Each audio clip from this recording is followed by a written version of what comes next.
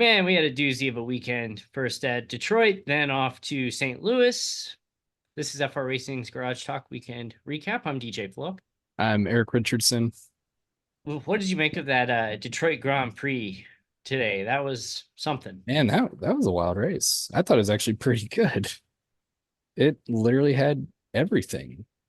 Fuel saving, rain, pit stops, penalties, crashes. Pit crew almost getting killed. Like, Yeah, you had I, everything happening. I have never seen an IndyCar drive off with the air gun still attached to the tire before. No, and it happened to Joseph Newgarden, Mm. and it yanked the car to the right and almost hit not one but two crew members Yeah, for I mean, it would have Lugard. pinned their legs up against the wall. I mean, that would have been really bad had that Now I happened. did see, I think one did get cut in that, as he was Yikes. being attended to by the medical staff. Yeah, it's just the gun wasn't clear, and you got the all clear, and he took off, and you see the gun still attached to the front right, and Well, and that knocked over the comes crew 10 member. seconds after Lingard's um, crew itself dodged a He car. hit well, He it came in was and hit Lingard his own himself. tire. He hit the tire. That Yeah, that put the was tire out of the way and did that pit stop. He's out. Then wait, here comes another car. mm, I don't know. Could have anyone have had a worse weekend than well? He still had a good finish, but Santino Ferrucci was just making enemies left and right. Yeah, he ticked off at least what 25% of the field. He had half of the Andretti Kirkwood, group after Berta, him. Grosjean again. I haven't seen that incident yet, but I know Grosjean was hot. Took out Casper Nevis today. Yep. Was I guess involved in a couple other things. Maybe not his fault. I'll give him credit there. he got pulled aside after qualifying and basically told to like knock it off with just like your comments and everything. But um did That you didn't see last long. one of the Grosjean was complaining about Ferrucci, and one of Ferrucci's crew members walked behind And he's like, him and just doing like crying gestures. well, But it man, was funny. Even earlier that day, I said, how long until they say something to him? and they did. And But later that day, they did. It lasted a whopping 8 hours, and then you then see I him back on track. I've said it. People that we talk to, I saw somebody else say it too. He's a menace out there. He really is. He's a menace. He has a very There's a colorful past as well. colorful past. Yeah, that's We probably the can get into nicest way to that in put it. another episode, but But yeah, the thing is though, he's so good with the fans. Like when fans approach him, he takes like all the time in the world for them and gives them merch, and he's just very appreciative to the fans. But yeah, on the track, he is an absolute menace. yeah, we can dive into that more. And I'd be thrilled if Santino would join us on the show just to talk about his racing. Yeah, that would lightning round of controversy right there. That's one way to do it. But somehow Scott Dixon, impossible fuel savings yet again. He clearly knows something about these cars that nobody else seems to, because this is now like, I don't know, the seventh or eighth time he's done this. He just did it at Long Beach Yeah. on an impossible fuel saving, and he He, does it again. he said at the halfway point, he's like, I think I can stop like right now and then be done. Go 50 laps without stopping. And it's just like, really? So That nobody was so else seems to crazy. think they could get anywhere close to that.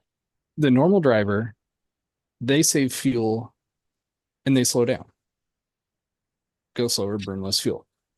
He somehow saves fuel and still runs fast. And has never failed an inspection. As people have somewhat joked, there's no auxiliary fuel can stuck on his car somewhere. It's They have amazing. the hidden ghost invisible fuel tank somewhere that has like Yes, 3 extra gallons. I would say his water jug is actually a tank of fuel. I don't get it. There's a reason he's the Iceman, though. It's just unreal, unbelievable. It does it again.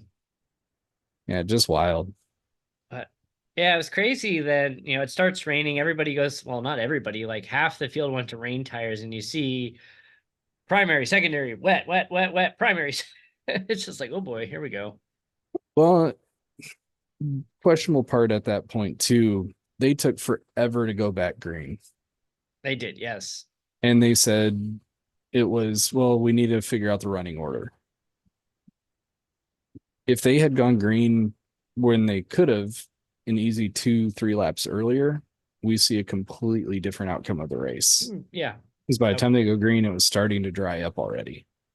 Yeah, the wet tires didn't last very long, that's for sure. But every time you turn around, somebody was either in trying to race too wide into that same corner where there's no space at all. Colton Herta blows a good day, goes off track. Yeah, if he finds out how to be patient, he That's will the only be. thing stopping him from being like elite.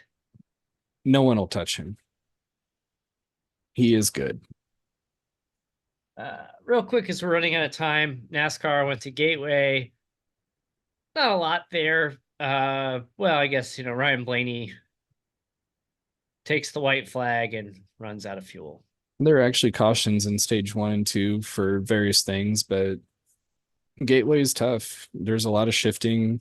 Got to be careful on your drive off. The early cautions were mostly spins, blown tire, and it's hard to pass there. Yes, it is.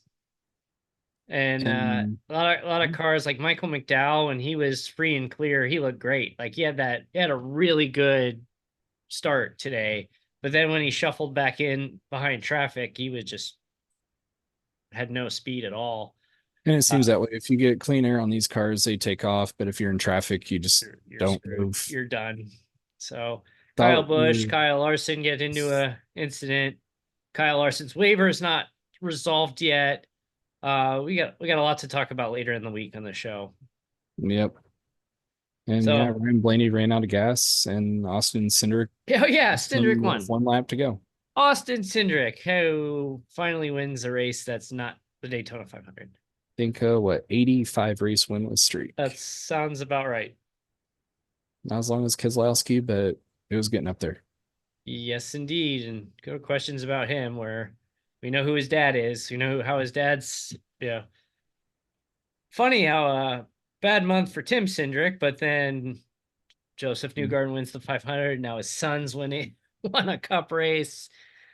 I think he'll take those for a bad month for him. Yeah, that's a bad month for Penske. How about that? Yeah. So Wednesday night dashes off this week. It is week 13 in the iRacing world, which means quarterly patching and a lot can happen. So we do not schedule races this week.